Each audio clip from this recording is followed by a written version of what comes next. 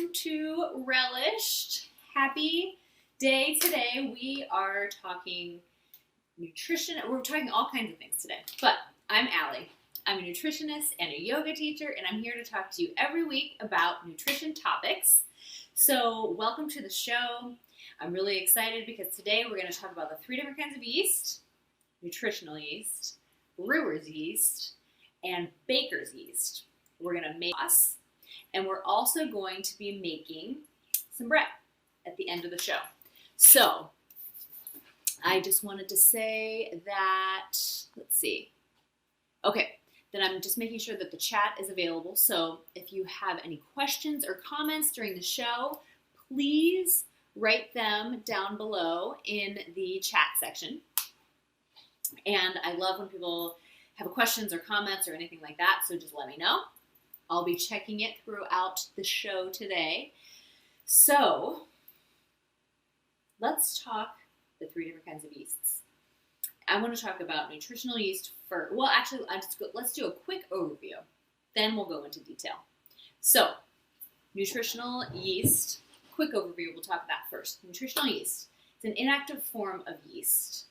I found out that it is usually from blackstrap molasses or process, and so it's inactive when we consume it. That's nutritional yeast, and it has a nice nutty, earthy flavor to it. Then there's brewer's yeast, which is the yeast that they use to brew beer.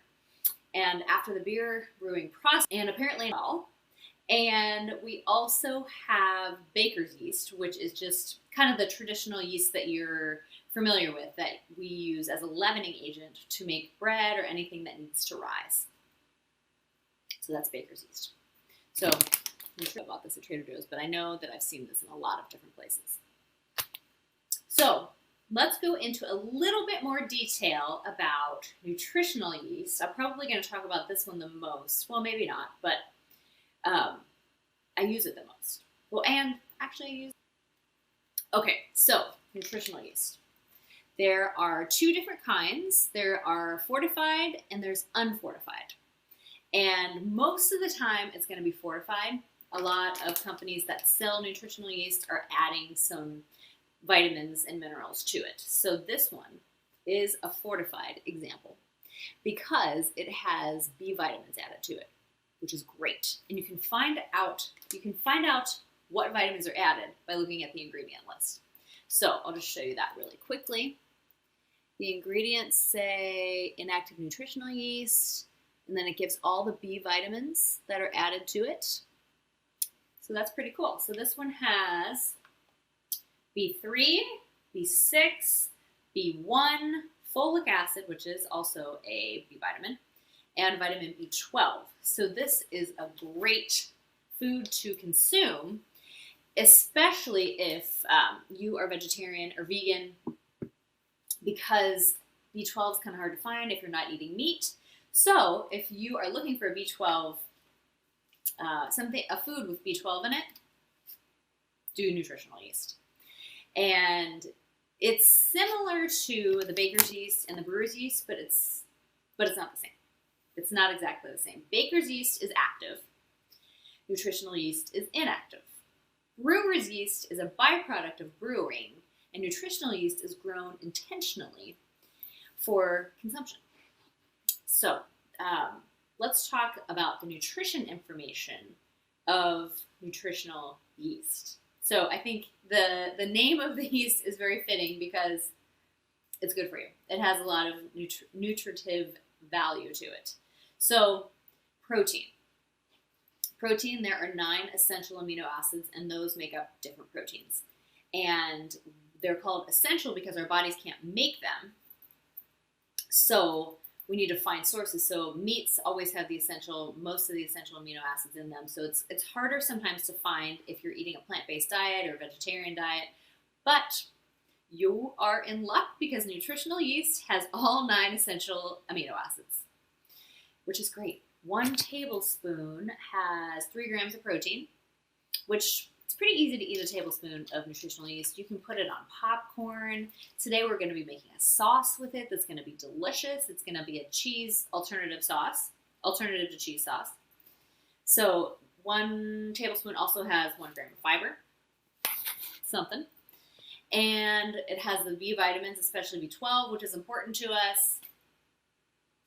They have found that it could possibly help reduce inflammation caused by bacterial infections, so that is a good thing. And it can also help improve our immune system. And like we just said, it's fortified with a lot of the B vitamins, including folic acid, which is great for pregnant women. So this is a good product to have if you're pregnant and needing some more folic acid. And also there are antioxidants in these nutritional yeast, which, you know, we all know that's good for the free radicals. We want to get rid of those in our body. Antioxidants are great for that. They may help reduce our risk of heart disease, reduce our risk of cancer, reduce our risk of macular degeneration. So those are good things too. Quick disclaimer though, or a quick side note, I guess, about nutritional yeast. It's not for everybody. So if you have an allergy to yeast, this is not something to consume, or they have found that if you have IBS, irritable bowel syndrome, or glaucoma, or hypertension, maybe not the best to have, so talk to your doctor, see if it's okay to have. But otherwise, if you've had it, you feel good. When you have it, continue eating it. It's delicious. It's one of those foods, though, that like maybe the first time you have it, you're like, wow, this is a kind of a strange flavor. But you get used to it, and you kind of start to crave it. Is working here. Okay. Sorry about that. I just wanted to make sure I have the live chat working. Okay, so let's make our vegan cashew cheese sauce, which is from Simply Recipes, which is a website that you can find on relish.com. And it's a super simple recipe. I have not made it, and I'm adding an ingredient to it. Actually, I'm adding 2 ingredients to it. But this is a great base, you know, different. And so you can use this sauce as like a dipping sauce. You can use it to replace cheese, so I think it's going to taste good. Let's make it. Vegan cashew cheese sauce from Simply Recipes. Okay, so you start off with, I doubled the amount of cashews. So you take a cup of cashews, put it in a bowl, pour water over it, and let it soak for 4 to 8 hours. So these have been soaking all day. Well, all afternoon, I guess. They've been soaking since noon. And so I just drained them before the show started. So we soak them just so they can become a little bit softer, easier to blend. Okay, so you can use a food processor, or I'm going to use a hand blender. But either one works, or a regular blender too. That's totally fine. Okay, so we've got 1 cup of soaked cashews. Handy lemon juicer here. I cut the lemon in half already, and I think 1/2 is going to be about 2 teaspoons. So we'll see. I'll give it a taste after we make it. Okay. Next is, 3/4 to 1 cup of water. I'm going to do a 1/2 cup of water just to see water. 1/2 cup. Here we go. That was 1/2 cup. And I'm adding a pinch of salt, and we are going to add 2 tablespoons of nutritional yeast. So I've already measured those out. 2 tablespoons. There we go. Put that in, kind of sprinkle it evenly around. Got a little cut on the top there. Okay. There we go. And then we just put the lid on, and we're going to blend it up. Got to plug in this trusty hand blender here. All right. And put it around the flowers. My husband always puts really nice flowers here for the show. Okay. Let's plug this in. And click it in. It's going to be a little bit loud. Here we go.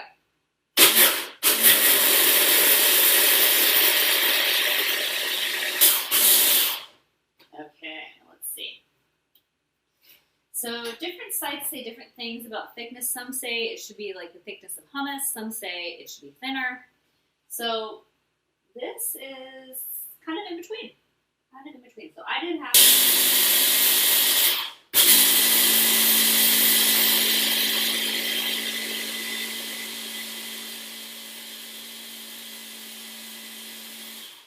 All right. Let's give it a taste.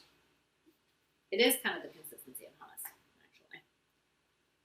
But you can definitely make it thinner or thicker by putting less water. So here we go. Whoops, here we go. The consistency of hummus. Yeah, that's good. That's good.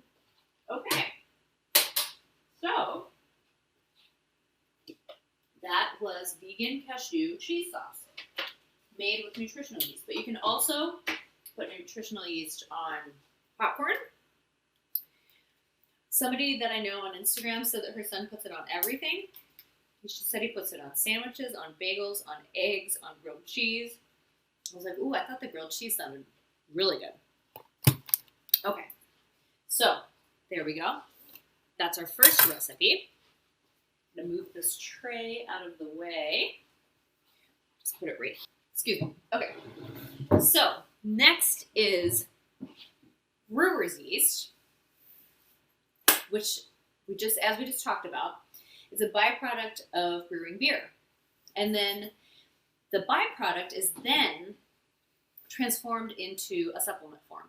You can buy it in flakes, you can buy it in liquid, you can buy it in tablets, all different kinds of forms of brewer's yeast. And I think people mostly are just using it as a supplement. The reason why people take it, it's high in chromium, which they have found that it may help reduce blood glucose levels in people with diabetes, and it may help our body use insulin better. So that is a bonus. It may also fight bacteria that causes infections in our intestines and improve lung infections, especially during cold and flu season. It also may help maintain proper functioning of our digestive tract because it is a probiotic. So that is a bonus as well. So high in chromium, it's also a good source of protein, selenium, which is an antioxidant, potassium, iron, zinc, magnesium, as just put it on things or in recipes or anything. So apparently it does have a bitter taste. So I think that's why people take it as a supplement instead. But those are the reasons why people take it. It comes in powders, flakes, liquids, tablets, all different forms. I was looking on Amazon. Very easy to find brewer's yeast. So if you're looking for it, it's there. So that is brewer's yeast. It is very different than nutritional yeast. So those are the two. Now we will move on to baker's yeast, which we're all pretty familiar with. This is the kind that I have. Bread, or at least the start of it. And then I will be posting a picture of the result tomorrow after I bake it. So baker's yeast, as we know, it's used for rising in baked goods or breads. And it's a leavening agent, and it converts the fermentable sugars in the dough into carbohydrates, and that helps make it, not carbohydrates, excuse me, carbon dioxide. So then it helps it rise. We like the effects of this. We have nice flex. There is fresh yeast, which I tried for the first time this year. It's also called cake yeast because it does come in like a block, like a cake. And then you just break off a piece, you crumple it into the bowl, add your water, add a little bit of sugar because it has some moisture in it, and you keep it in the refrigerator. So it only lasts in the refrigerator for like 1 to 2 weeks, which I found, which I learned in, oh good, I have a question. So anyway, I learned over this winter that it doesn't last very long. Hi, Callie. How do you feel about nutritional yeast? Lots of benefits. Yes, tons and tons and tons of benefits. I highly recommend it, especially for the B12, the B vitamins, and it has all the 9 essential amino acids, and it tastes really good. So, and they found that there's some antioxidants in there. It can help improve our immune system. So Yes, I definitely say nutritional yeast is good. Okay, so back to the baker's yeast, the fresh yeast. So that is sometimes it's kind of hard to find. We got it from our friend. She got it for us at an Italian grocery store, but I think it is a little bit harder to find. The next is active dry yeast, which is what we can find very easily, or these days we can. At the beginning of the year, it was not as easy to find, but this is active dry yeast. And these are coarse granules of yeast.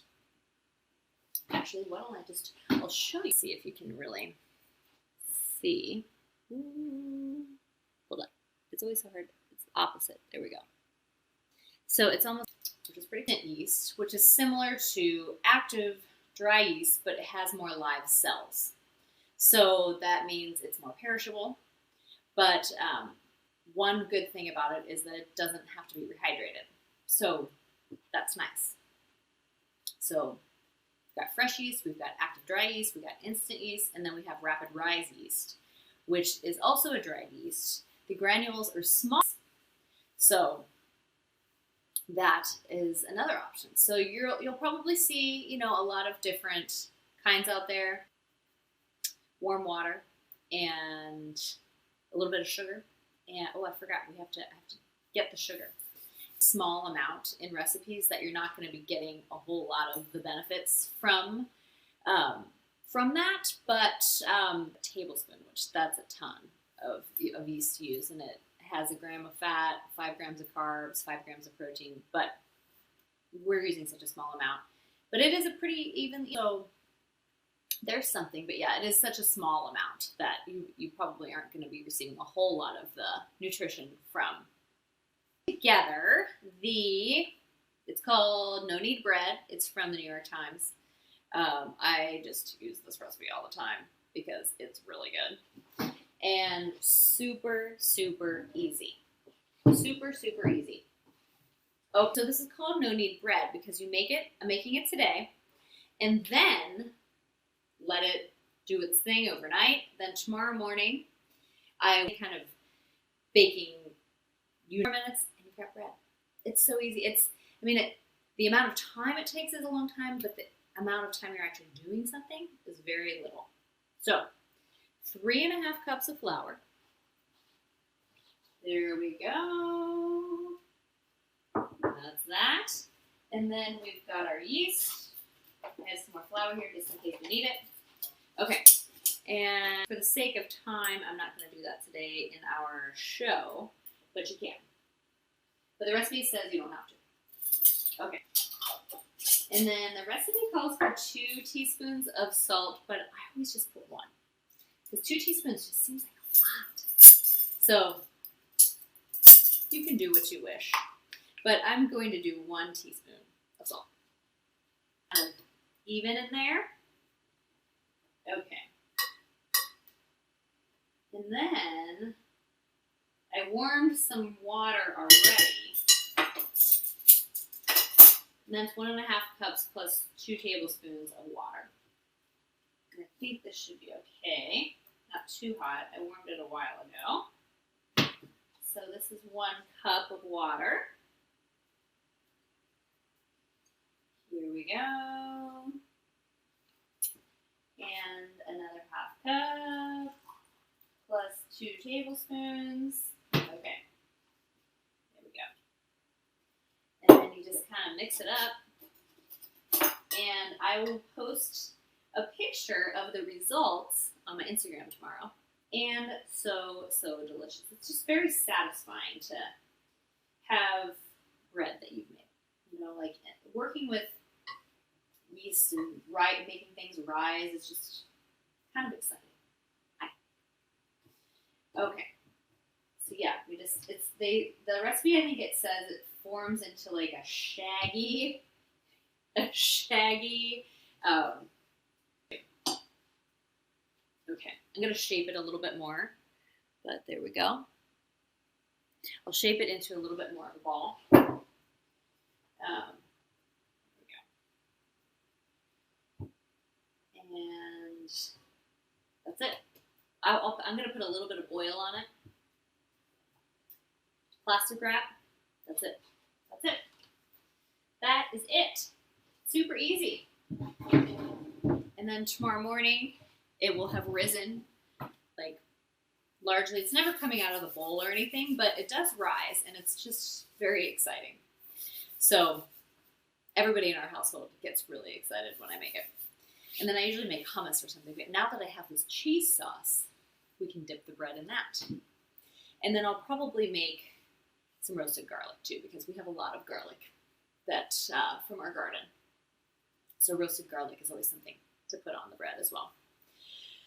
So that's kind of the scoop with yeast. We've got nutritional yeast. We've got brewer's yeast. We've got baker's yeast. Nutritional yeast has probably the most nutrition in it, which the name says it all. It has the B vitamins, especially B12, which is great for vegans or people following a plant-based diet. Brewer's yeast is residual from people brewing beer. People take it sometimes because of the chromium in it, helping with blood sugar, blood glucose control. And it's also considered a probiotic, which is great for our intestines. And then baker's yeast, mostly just used as a leavening agent and makes excellent bread. So that's it. That's it. Thank you everybody so much for joining in today. It's always great to see everybody, and I'll be back again next week with another topic, something nutrition related. I hope everybody's having a great day. Have a great evening. I'll post tomorrow on Instagram of the bread results.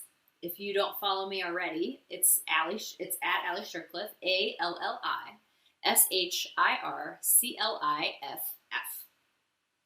at Alli Shircliffe. I post all the recipes and everything that we do on the show on that site, so please follow me. Okay, have a great evening. See you next time.